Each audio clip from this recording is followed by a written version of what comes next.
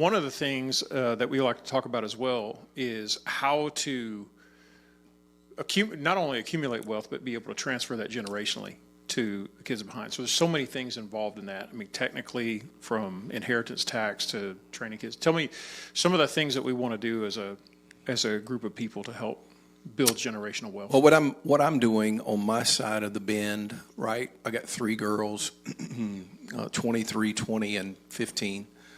And 15's going on 55, but that's neither here nor there.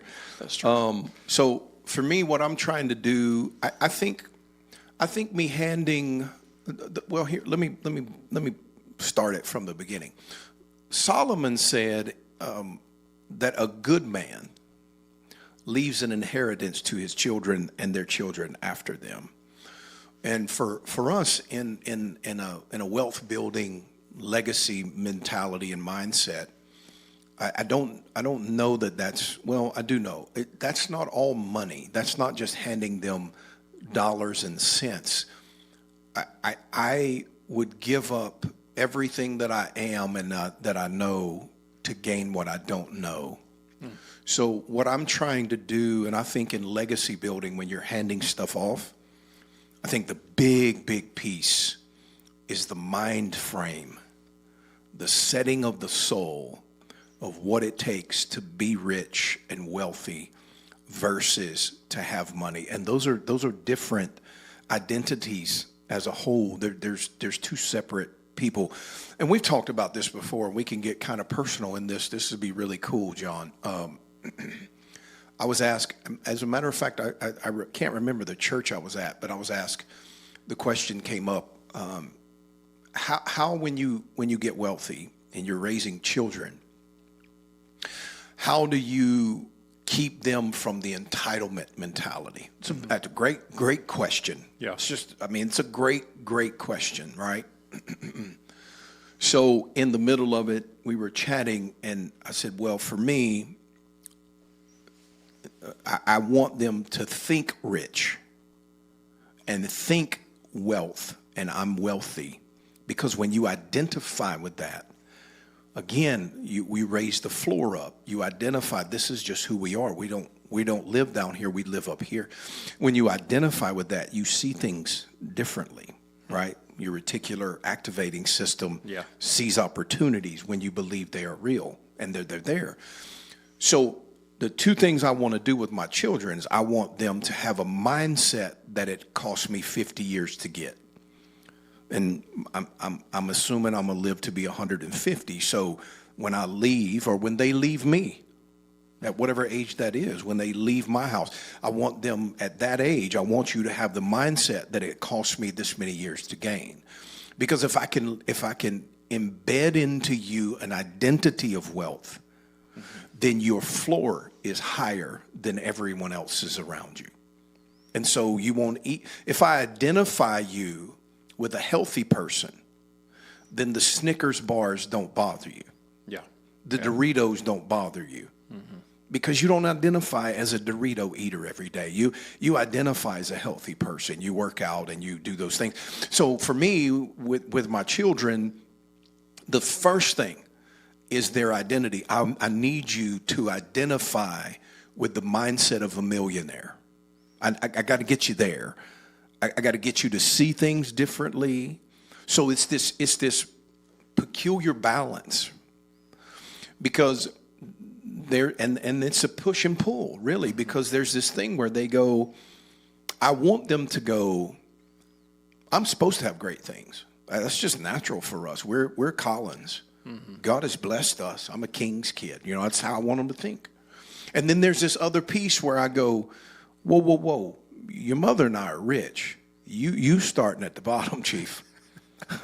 I want you to think rich, but don't get it twisted. My 50 some odd years of work is not your 50 years of work. And you need to go earn it, right? And they have. So there's this push-pull where I want you to think rich, but not just because we're rich. I want you to take the mindset, the reticular activating system is open, and so that you see opportunities are everywhere. And all it takes is for me to get in the right opportunity, and wealth is abundant. That's the thing. I want the abundant mindset for them without the entitlement. So what we've done over the years is there are moments when they're little and you use my credit card. I'll pay all the bills. But then there's certain denominations of ages where I go, you need a credit card. You need to get that invoice every 30 days, right? You want to buy the highest, the most expensive makeup and the most expensive clothes and the bracelets from that Jenner girl. I forgot her name, Kylie Jenner, right? Those little things are expensive. So I go, well, that's fine. Figure out how you can make money to do what you wanted, what you think you deserve. Figure out how you can make enough money that you can go purchase those things at a certain age, right? And somewhere around, that 13 to 18 number, depending on the child, you go, give me back my credit card. You need to get your own credit card. And so that's how we balanced it out. But I don't want them ever to go backward. Yeah. I never want them to go back to, well, we buy clothes from Walmart. And there's nothing wrong with that. I'm not saying that, but I don't want my kids to go back that way. I want them to think blessed, think wealth. My mindset is wealth, right? So my middle girl is going to hair school, whatever they call it, cosmetology school, and she just started, and so we have the conversations, John. I go, well, tell me what you want to do. You just want to cut hair? You just want to make people pretty? Or do you want to be like Paul Mitchell? Because I want you to think like Paul Mitchell. I want you to enjoy what you're doing. And the hair and the nails and whatever. I don't know what all they do. I have no idea. I want you to enjoy it. I just said, I'll pay the school if you'll cut my hair for free for the rest of my life. So that's our deal. I'll buy your school. You give me free hair. I get a haircut every week. So that starts to add up after a while. Attorneys, I got all this stuff. But my conversation with her is, do you want to be, so she's going to Paul Mitchell school. So I go, well, this is a perfect opportunity. Do you want to be like Paul Mitchell, or do you want to be like the teacher that's teaching you how to do the things that Paul Mitchell does? So as long as they have this mindset where she goes, no, I want to have 100 salons all over the country. And okay, well, now we're thinking like Paul Mitchell would think, and I'm good with that. I want you to think like that, right?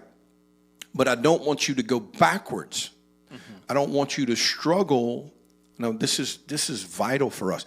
I don't want you to have to struggle your way into success. So my bruises and scars should elevate your life so that you start from a place of strength, from strength to strength. And so that's how I live it. And it's this balance. So if you have children, it's this balance that you have to be in this place of push and pull, where when you hear the broke mindset come out of them, you arrest it.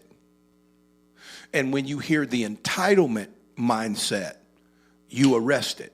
That's the only way I've done that. Yeah. And it's this constant push pull, push pull, push pull, push pull. My girls, for the most part, have a wealthy mindset, right? They get it. They get it. And then there's stuff that we just go, well, that's on you. That's not on me. I'm not paying for that. That's silly.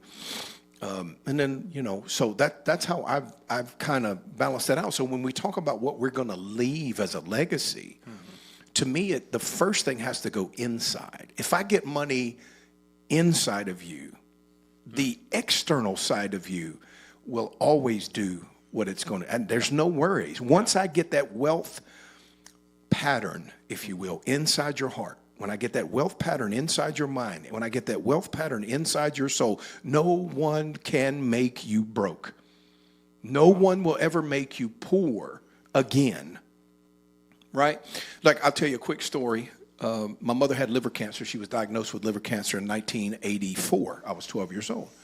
And we're a faith, a bunch of people, always been in church my whole life. And I watched her grab her faith at another level and demand that her body be healed.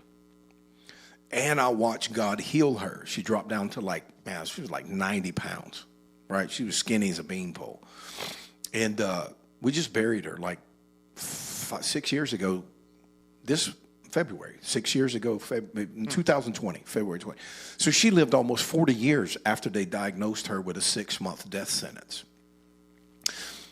The reason I tell you that is because that made an indent in my heart. It made an indent in my soul. And I have this wacko faith that no matter what report a doctor may give to me, I go, nah, we're not going to take that. So I have this mindset that God can do absolutely anything. It's embedded in me. From my mother's experience, she embedded God can do anything. It's in me, John. I can't get it out. I couldn't shake it if I wanted to. It's just there, right? So I have that, and it has shaped me.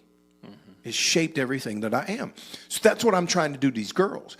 I'm trying to embed in them wealth is a natural thing. Yeah. It's not a big thing. Wealth is tiny. It's small. It's easy. And when they get that piece, nobody can tell me God can't heal now. Nobody can tell me that cancer is bigger than Jesus' stripes. Nobody can convince me of that, right? Because of what my mother went through, and it bedrocked something in my life. So that's what I mean. When we're imparting something to give as a legacy, it's got to go inside first. Yeah. Now, I will assume, because I've got a lot of years, I will assume that I'll have more money than life when the day is ending. I'll assume I have more money than life, and I want to divide that up appropriately based on how they're living and all those things. So that's part of the inheritance. But the main thing for me is that I get the wealth in them. If I get rich in them, if I get wealthy inside of them, then no matter if I'm breathing or I'm in the grave, they will be successful. Yeah. That, to me, is what the extension of legacy. And so if I can do that, whether I spend all my money or not, if I spend all my money and they've got their own money inside, then it's a moot. They don't care what I leave them, financial-wise. And then guess what happens after that? Guess what they give to the children that they touch and the people that they will come in contact with that I will never come in contact with.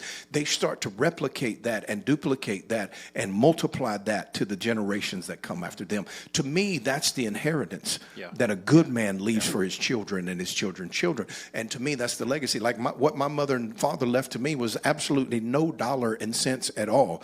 But my mama left me a sense of, there's a couple things she taught me, but that's another episode. But she left me this sense of God can do anything. And my dad left me this sense of go to work, outwork everybody else, son, and it'll happen. And it has. So that I want to leave the indention of wealth. My mother and father were never wealthy in finance terms. But they left me this deep, deep, deep faith that will it will be a legacy way beyond me. I'll leave this faith in the earth, right? And so if we build legacy, and that's what we want to do at Crest Fund, we want to get that into the hearts of people. If I get it in your soul, it'll do what it does in the exterior world that you live in. I don't have to worry about that. Yeah. So the legacy is what I leave in the hearts of men and women, not what I leave in the pockets of the children that I birthed. And those are the two main focuses of all Darren Collins coaching and all this. Everything is, I want it in you. If I can get your heart changed and your mind changed, if I can get it shifted toward this is normal for me. Wealth and success is my portion. If I get that inside of you, then everything around you will change. You don't need me after that. Once I get it in you, you don't have to pay me for coaching after that. You can go do it anywhere. You could be a baker or a candlestick maker. It doesn't matter. Yeah. Wealth is going to find you. When it's in you, it'll find you outside. So if that's what you're looking for, if you want to have more of this, click the button, join the podcast, follow us, come see us in person. Love to see you in person. But find us. We'll give you more as we go. Love you guys. Thank you.